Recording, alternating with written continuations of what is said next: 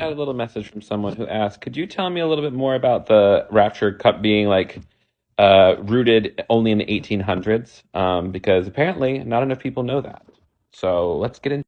So 1820-ish, there is a revival in Glasgow, and a young woman, last name of MacDonald, has this vision. She says that this ecstatic vision of a pre-tribulation moment where believers get caught up in the air and go to heaven or get taken up to God, out before this big terrible thing happens. Now this would be fine if it were not for the presence of one young upstarting reverend, last name of Darby, who took this person's experience and said, oh my God, that's true. And this guy, Darby, later founded this little thing called the Plymouth Brethren, which is a very specific denomination. You may or may not have heard of it, but it becomes very influential very quickly. Reason being is because Darby meets this guy named Dwight L. Moody, the same Dwight L. Moody of Moody Bible Institute, Moody Press, etc., etc. And Moody begins to push out this theology to the masses through the publications, through the things that they were writing in theological books and teaching. It continued through different sorts of evolutions of the Bible that we can get into. But let's just say this is where it started.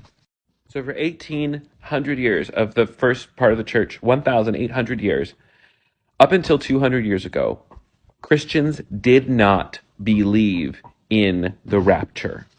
Maybe a second coming of Christ, I don't know, but certainly not getting caught up in the air before some 7 years of tribulation.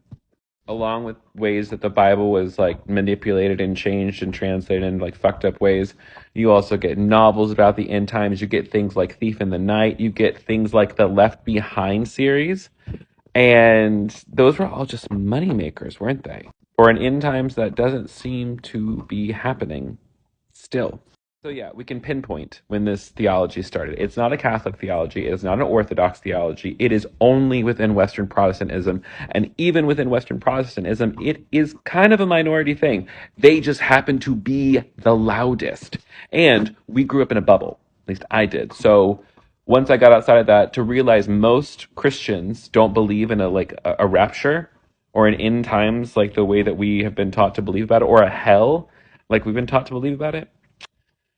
Ooh, it really do mess with your head. I like this. I like talking about things. So if you have any more questions about theology that you need explained or pulled apart, let me know in the comments. I'd be happy to assist you. Have a good one. I love you.